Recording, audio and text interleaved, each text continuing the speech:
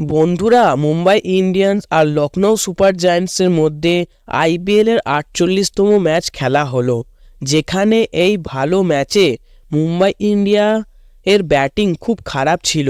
কিন্তু বন্ধুরা, এরপর এই ম্যাচ পুরোপুরিভাবে পাল্টে যায়।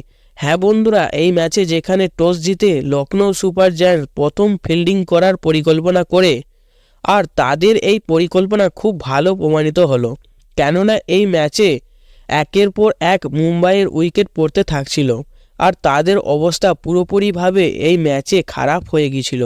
কেননা ২৭ রানের স্কোরেই মুম্বাইয়ের ৪ বড় উইকেট পড়ে গিয়েছিল, যেখানে রোহিত এই ম্যাচে শুধুমাত্র ৪ রান বানিয়ে আউট হয়। সূর্যা ১০ রান বানিয়ে আউট হয়েছে, তিলক বর্মা ৭ রান বানিয়েছে, আর ক্যাপ্টেন হার্দিক তো নিজের খাতাও খুলতে পারেনি। বন্ধুরা, এই ম্যাচে পুরোপুরিভাবে লখনৌয়ের টিম মুম্বাইয়ের উপর আক্রমক হয়ে গিয়েছিল।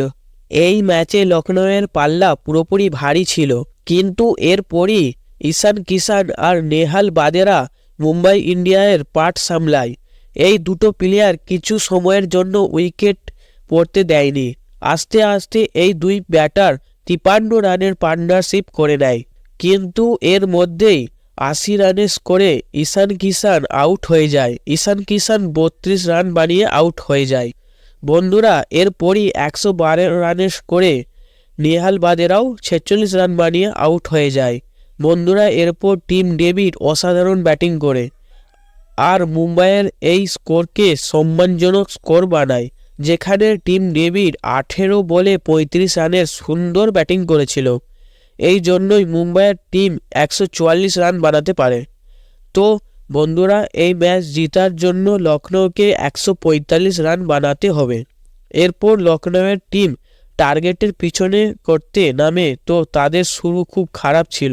প্রথম ওভারেই নওয়ান তুষার আরশিদ কুলকার্নিকে আউট করে দেয়, কিন্তু এরপর মার্কাস কর্নিসই ক্যাপ্টেন কেএল রাহুল খুব ভালো ব্যাটিং করে আর দ্বিতীয় উইকেটের জন্য ৫৮ রানের খুব সুন্দর পার্টনারশিপ করে দেয়।